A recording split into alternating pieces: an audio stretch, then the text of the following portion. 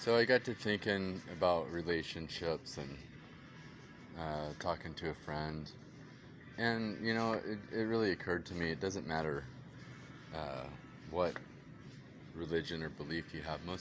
Most people who are sensible want to have friends in their life who strengthen them, who encourage them, who build them up, who are real friends of substance. And we were talking, and I shared that, it came in my heart, and I shared that a real friend of substance um, knows you. They know you.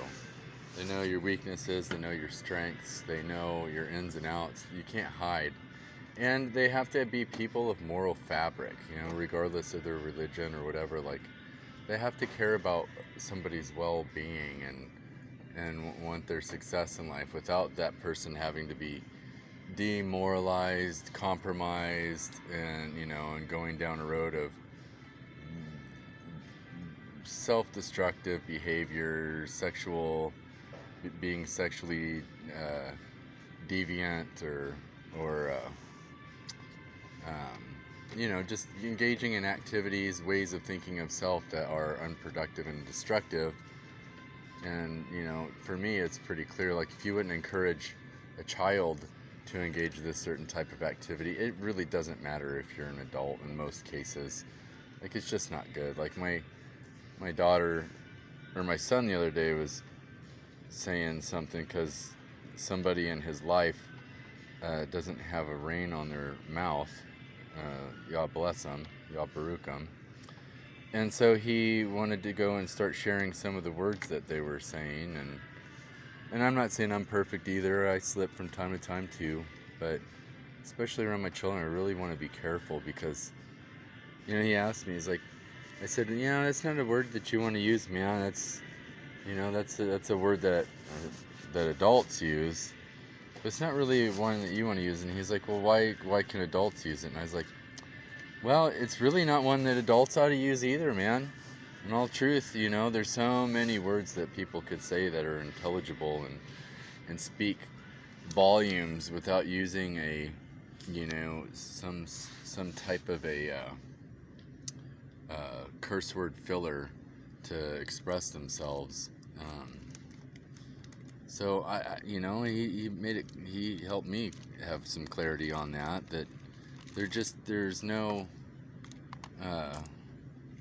there isn't any differentiation between children, standards of life that the Creator has for children and adults. I mean, yeah, there's things like, there's things that the children's bodies can't handle up until a certain point, whether it be food or certain types of herbs. They just can't take them. Even honey, a baby can't have honey until a certain age. So, there's definitely the development of the body and when receiving certain things into the body that applies, that there's a distinct difference between adults and children in that regard. But in terms of people, wanting to have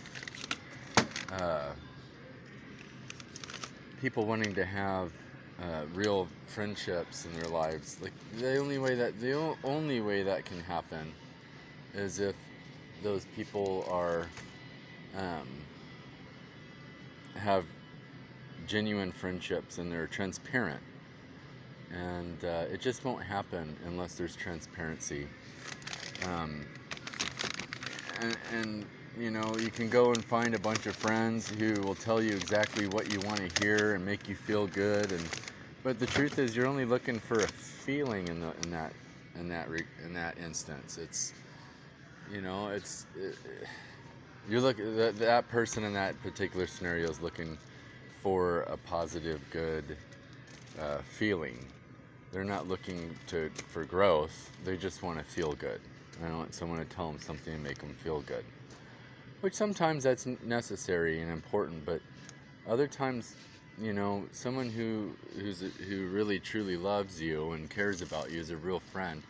They're not only going to tell you things that make you feel good and are what you want to hear, I guess. Maybe you shouldn't want to hear, because in the end, if a person really wants to grow, then you need to hear the truth about whatever it is. If they have character flaws or issues or things going on that are hindering their ability to excel and elevate and grow spiritually, emotionally, mentally.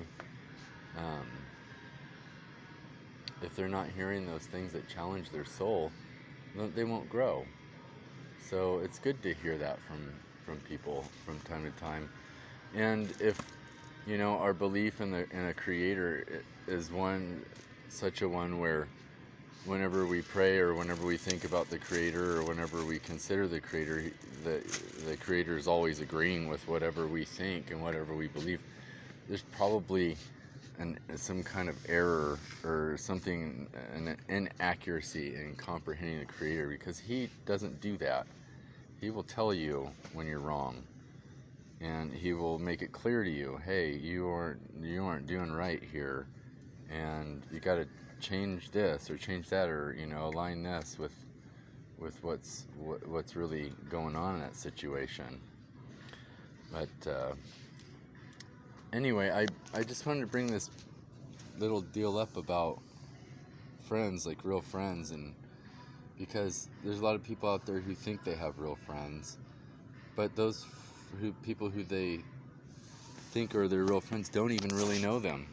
I mean, compared to someone who's known them for 5 or 10 years or so, these are people who've only been in their lives or have only known them for less than a year, or have only known them on the internet. And it's like, I'm not saying that real relationships and friendships can't happen over the web, but a real relationship of substance, where you can't hide facial expressions, you can't hide mannerisms. There's a whole bunch you can hide on the internet, and lead people into thinking a certain way about you. If you're not a person who's truly secure and able to be transparent, people do that stuff all the time because they just want to feel good. We live in a feel-good culture, and with whatever. I mean, the Creator made us to have instances in our lives where we feel good and are rewarded for a certain type of behavior. Like when you take good care of your body and you work out, you get an adrenaline release that helps you feel better. If you eat healthy food, your body smiles, you feel it. Even intimate relations with your spouse in the right context, the Creator set it up where there's pleasure involved in the act of love making and baby making, because he's an Elohim, a creator of life, and he wants us to have positive experience when we embark on that journey of life. Okay, I'm kind of going in different, kind of losing my track of thought here, but I wanted to circle back around and just say that if a person really wants to have growth in their life, they really do need to be surrounded by people who actually know them, because no one is going to truly receive words or be impacted by somebody who doesn't actually know them. I mean, maybe they'll entertain that fantasy for a minute, but in the end, it's like they know these people really don't know them, and they can play whatever role they want to play and confuse that person or lead them to believe that they are someone they are not, which happens quite often in our world. People put on masks and faces all the time because they're afraid of what people would think if they actually knew who they were. But anyway, Creator loves us. He wants us to be pure, set apart, have a healthy, functional view of ourselves in all regards, spiritually, physically, sexually. He wants us to understand what sexuality is in a very pure sense and not a perverted, worldly sense. The world's done wonders in twisting sexuality to the point where people think that perversion is now pure, and it really isn't. There's nothing good about the pornography industry. There's nothing good about people prostituting themselves and exploiting themselves. Human exploitation and demoralization does not encourage and does not strengthen. Um, Sexuality is a good thing. It's a pure thing. It's a positive thing. It's something that that's a part of our experience in life. So in and itself is not bad, and sex is not bad, and being sexual is not bad.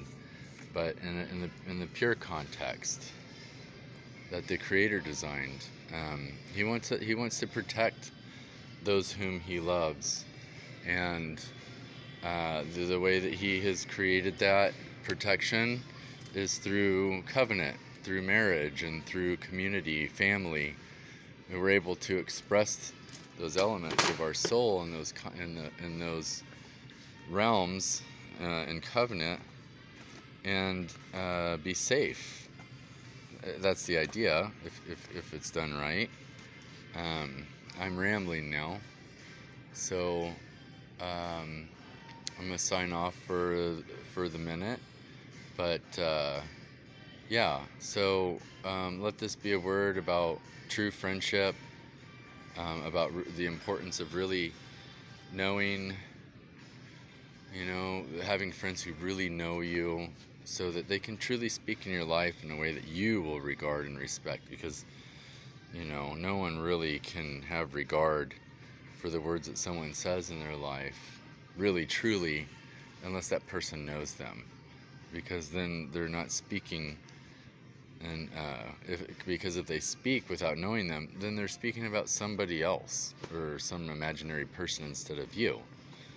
And it's, anyone with a sense is going to see that and be turned off by it, and not want that person speaking in their life. But it's hard, having real friends and having people who can really speak into your life.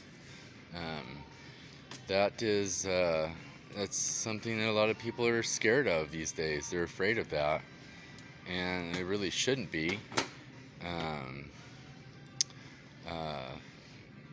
Because in order to be successful in life, we really do need people there who know us intimately and can point out to us our faults and our flaws and encourage us in our strengths, and be that voice of not necessarily conscience, but supporting conscience that helps lead us in a proper direction. We can't be so arrogant to think that we have it all together all the time and are able to just maintain full and complete control over the circumstances in our lives and over our own selves. There's moments where the pressure comes on really strong and people are tested, and we really see the true colors under those tests. Like, do they break? Do they compromise? Or do we remain true to our convictions and continue to pray, even though, and continue to believe in and what we've come to understand as truth and hold dear in our hearts.